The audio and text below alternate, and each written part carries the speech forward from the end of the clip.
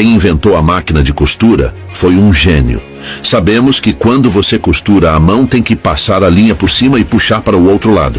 Mas na máquina de costura a agulha só passa por um lado do tecido e o traz de volta. Então, como os fios ficam presos aos tecidos? E é muito rápido.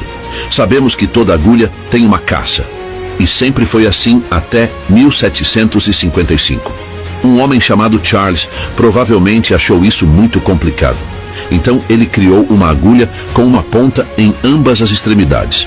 O gato foi movido para baixo para que ele não tivesse que virar a agulha constantemente. Surpreendentemente, essa agulha ainda hoje é usada em máquinas de costura. Mas ainda havia um problema. Mesmo que o buraco da agulha possa passar pelo tecido, quando retiramos a agulha, a linha também sai. Para resolver esse problema, basta deixar um laço embaixo da agulha. Ao passar pelo tecido, quando a agulha desce, ela passa pelo laço. Ao mesmo tempo que cria uma corrente de pontos, esta técnica se chama ponto corrente. É um dos primeiros tipos de máquinas de costura. Mas como manter o laço embaixo da máquina? Em 1857, existiam duas soluções quase simultâneas para este problema.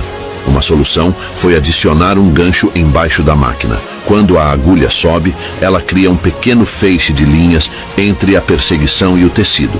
Neste ponto, o gancho agarra esse feixe e puxa-o formando um laço completo. Nesse exato momento, a agulha afiada pega o feixe de lã levantado e o puxa para formar um laço. E quando a agulha desce, a agulha volta e a agulha passa pelo laço. E então, à medida que sobe, o pacote se dobra novamente.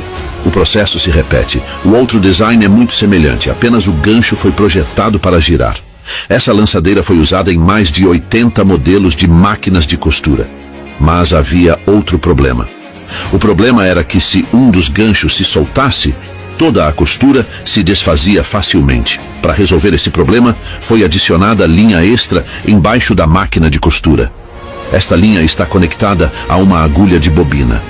À medida que a agulha passa pelo tecido, a bobina também passa pela alça azul, cruzando assim os dois fios. Quando a agulha retorna, bloqueio é. Evitando assim o desenrolamento da linha, a bobina é então modificada para um modelo giratório, aperfeiçoando assim a formação dos pontos de travamento.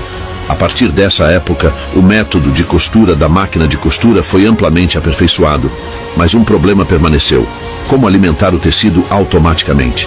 Nos primeiros modelos de máquinas de costura, o tecido tinha que ser movido manualmente após cada ponto. Além da falta de eficiência, o espaçamento dos pontos nem sempre era o mesmo. Por esse motivo, um calcador foi adicionado à máquina de costura.